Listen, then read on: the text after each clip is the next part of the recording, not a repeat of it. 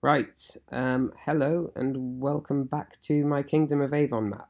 Um, Today I'm going to be showcasing something which isn't actually out yet, but it's basically a massive expansion to the map where there's going to be, along with this dragon quest where you're finding all the relics to kill the dragon, there's going to be an entire part 2 set in a different location over on the other side of the map, which you won't have been to yet, where the quest line continues from this but is slightly different, where you're finding. Well, I'll explain that later, but first things first, I'm going to show you the transition.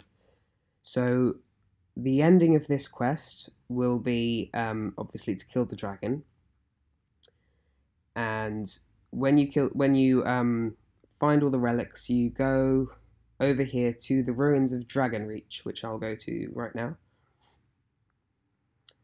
which is kind of like the finale climax point of the Kingdom of Avon Part 1 map. It's just over here.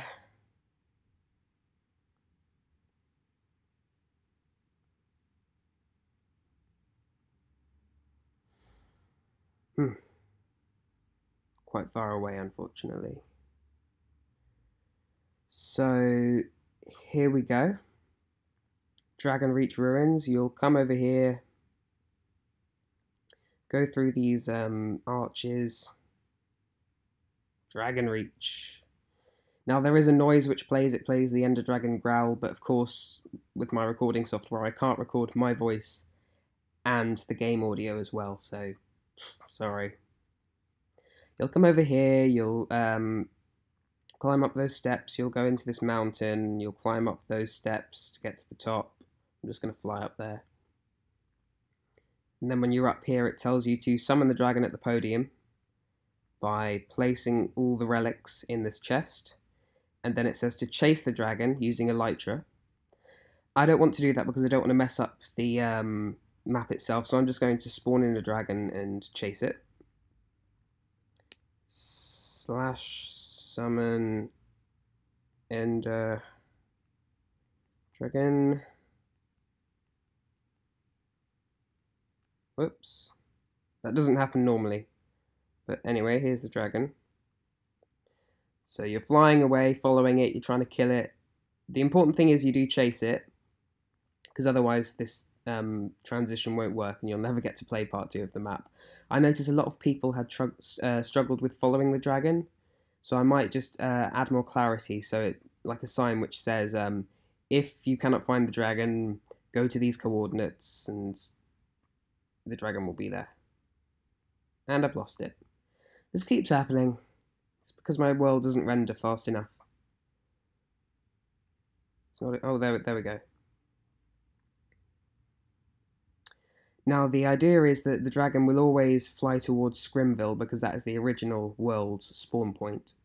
And that's where the dragon will go. And he'll circle around there, swooping down onto this platform, which luckily happened to be in that exact location. So if you'll see, there he is, coming down. He will always dive down to the platform over here, this one. Oops. Here. So you'll see, ignore this, I'm about to remove this. But yeah, the dragon will swoop down. Yep, right on cue. And then the player will be constantly killing him. Every single player, if they do it right, will come to this spot and will be doing this, because the dragon always comes right here. Now, you may try and kill it on the way here, but that's basically impossible. It's got too much health. So everyone will end up at this point stabbing it, which basically allows the trick that I've used, the redstone command block trick, to cue the cutscene to allow you to travel to the next area of the map. So what I'm doing right now is just basically showing you what will happen. So you'll kill the dragon and then how it will transition. This should be released sometime this week. If you're watching this in the future, hello, tell me how it is. Yeah, if you're watching this in the future, you've probably got this update, so go and have a look. But it's something I'm working on so that I can add loads more quests to the map without making this area, the north of Avon, too busy. because at the moment there are quite a few signs, you know, on each post saying this is this way and this is this way and this is this way and all these other things are this way, and it makes the player kind of think, which one am I looking for? And you kind of gloss over it without actually reading it. So what this does, it also refreshes the location, because if you're spending too long doing all your quests in the same kind of region, I imagine it can get a bit boring, and I don't want this map to be boring. So the idea is that it takes you to a brand new location on the same map, which is connected by paths and stuff. It's not like a isolated place, but yeah, I'm going to build loads more structures and loads more quest lines over there. Oh, I'm also going to show you some of the quests which I've already done over there, and also what the idea of the quest line is. So of course over here, the dragon is about to awake. You have to awaken it and kill it, as I'm doing now. Sorry about the pointless mumbling, it's just that it takes forever to kill an ender dragon with just a normal diamond sword. Even in creative. Come on, dragon. I also think that looks really majestic, just like flying above the city. Wings outstretched. Die, die, die, die, die, die. Come on. Well.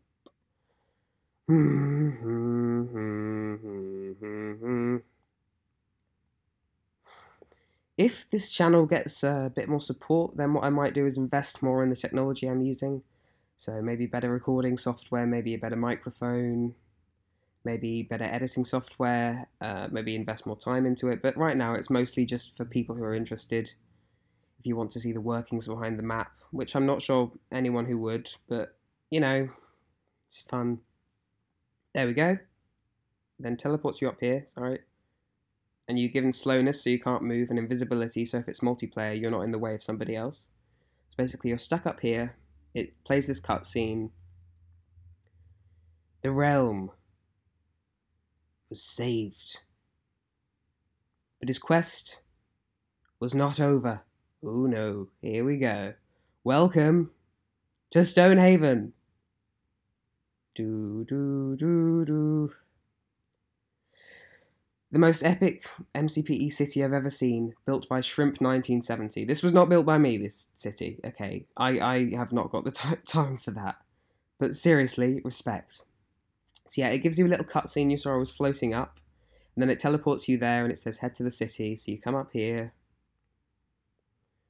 down here, up the steps. Stonehaven, City of Kings. Find your house first on the left, just in case you missed the first one. Oh, look at this, a nice little house. So you go in here. It's basically like before. It says up here, instruction, read the quest books in the quest books chest for instructions on finding each of the virtues. Now I'm going to tell you what virtues are. They're basically eyes of Ender, like the one in my hand. And so the idea of this questline is, the king has summoned you to Stonehaven, the capital city, to knight you, to grant you a knighthood for your efforts on slaying the dragon and saving the realm. So he's done that. You're here, you're gifted a house in the very nice city. And your job now as a knight is to protect the realm from danger.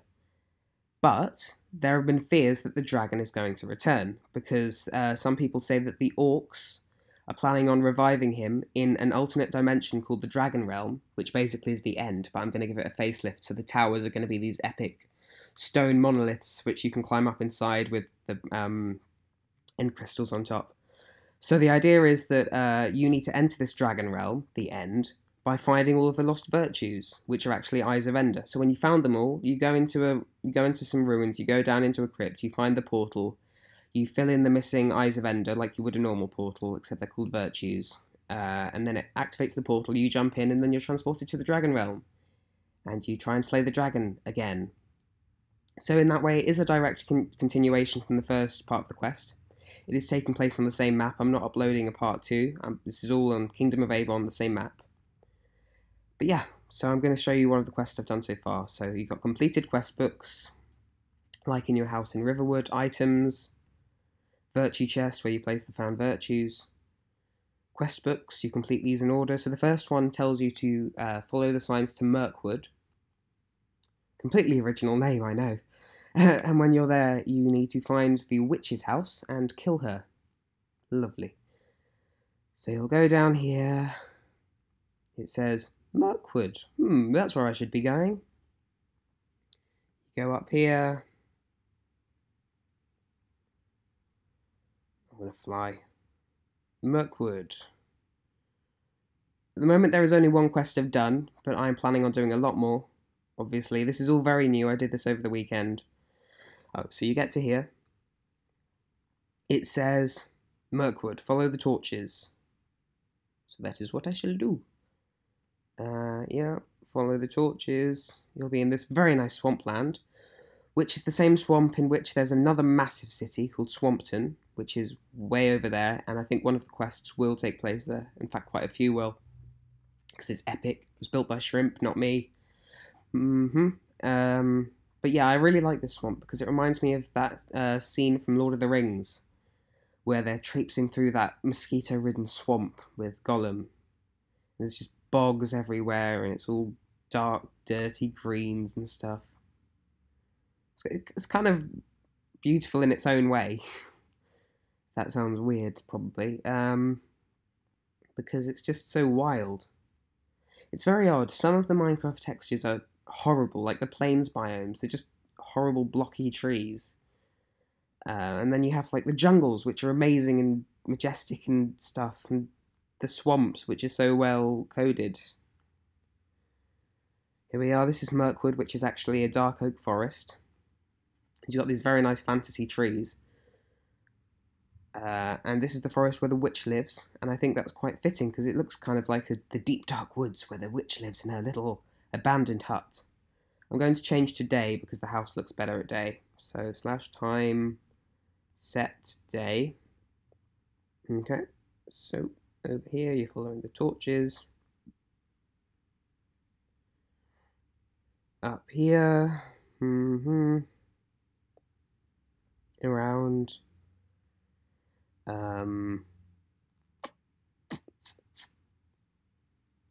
Okay, we're nearly there. So here we go. Okay, I was wrong. We're not nearly. Oh, jeez. It's a big forest, but I think that's cool. Oh, here we go. So you're down here. You're following the torches again. You're finding the witch's house. Oh, what's this? That's very nice. A witch's house, very run down. I did not design this, okay? I have not the skills to do this, this architecture. This was done, oh, whoever it is, they will be in the description, but I'll just try and remember for a second. No, I can't remember. Please see the description for the original tutorial which I followed, okay?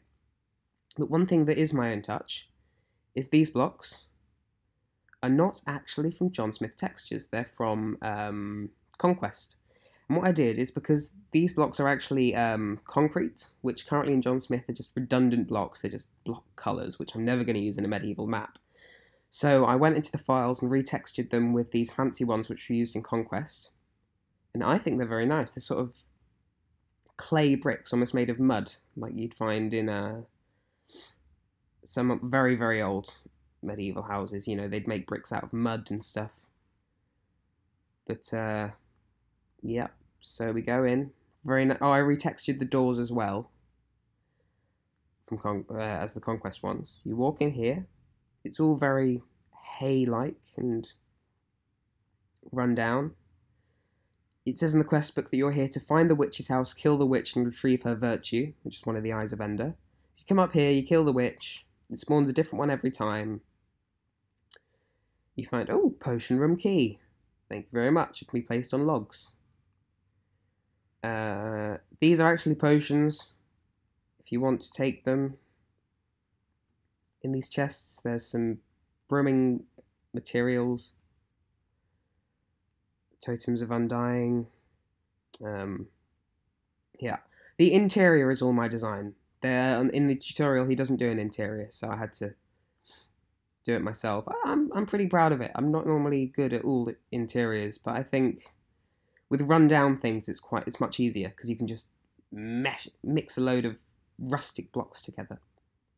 Oh, hay was another thing I retextured because in the John Smith, it's just like a yellow block with some orange bars, and I think this looks much nicer. So yeah, you find the potion room key upstairs, you come over here, potion room. The virtue is in here, if you can guess. So, lever. You'll have to use the key from upstairs, but I don't want to remove it from the chest, so... there we go. And the witch's virtue is in here. See? Oh, yeah, there's a virtue, which you will need to collect. Here there are some potions, a hell of a lot of potions. This is kind of to kick you off if you want to take some stuff. Another thing about this map is that by this point, when you're at part 2, you've already collected the OP swords, you've already found all the OP armour. So it's not really about dispersing the stuff to be found progressively, like, you know, maybe on the first quest you find an iron sword, on the second quest you find a diamond sword, because you've already found a diamond sword with smite 5 and, I don't know, knockback. This is just to reset it so that the witch, because at the moment you walk in the house and the witch spawns, because there's a detection thing, detects when you enter the house. But I didn't want it to be so that every time you pass over that detection thing it spawns another witch, so you'd find 10 witches in there if you pass through the door 10 times. Instead, it detects for you, then it activates a piston which pushes a redstone block to summon the witch. And so what this does is it gets rid of the redstone block and places it in front of the piston, so that the next time you walk in the house after I've been in there, it can spawn a witch again.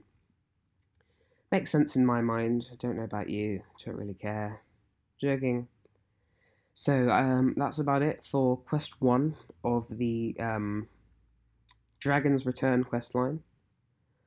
I hope you enjoy. There's a change of scenery for part 2. Brand new location, brand new city, brand new house. New sort of motives, new things you're trying to look for. I know virtues are basically relics, but it would be a bit weird to have relics again, seeing as they become a bit of an overused feature. Oh, here's another thing that are back. Guardian stones. You might have noticed in the latest update I dotted these around near all the quest areas, most of them hidden. But what they do is they're based off the Skyrim ones, so that you activate them and they give you a special ability, like this one gives you speed. But, like in Skyrim, you can only activate one at any one time. So if you find then a jump boost one and you activate that, it will remove all your current effects and